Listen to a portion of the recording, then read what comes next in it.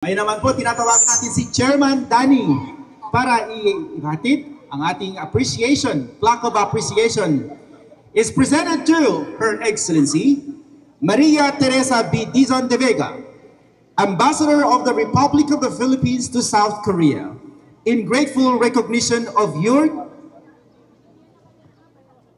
unwavering service to the Filipino community in South Korea.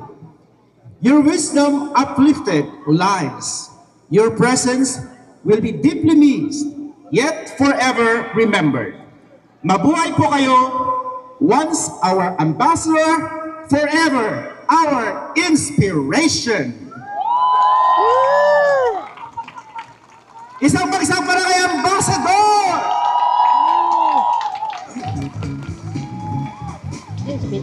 Hello. Maraming beses na tayo nakasama.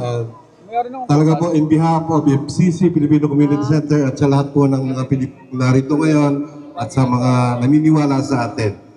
Tunay po na naramdaman namin ang pagiging isang ina mo sa aming mga Pilipino dito sa Korea. Pagiging isang mother po. So, maraming salamat po na po saan man po kayo mapapunta. Huwag po kayo magbabago at talaga pong katulad po ninyo ang kailangan naming mga Pilipinong manggagawa na nasa ibang bansa.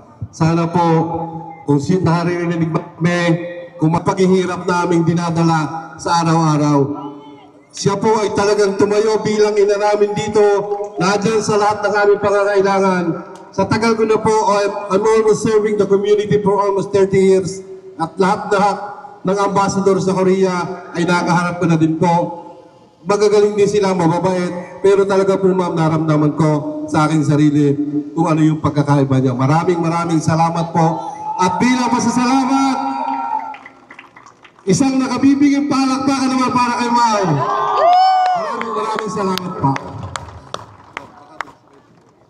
Wala na, paiyak na nila. Success. Maraming salamat pong muli. From the bottom of my heart. But I also want to assure our kababayans here na ganun po talaga yung buhay namin sa serbisyo diplomatiko. We come and go. Pero no one is indispensable. Tuloy-tuloy po ang serbisyo. Pero ang mga tunay po talaga na representante ng ating bayan sa pang-araw-araw po, sa kahit saan mang dako ng mundo, ay kayo po. Kayo po ang ating overseas Filipino community. Thank you very much po. Thank you. Maraming salamat po. Thank you very much.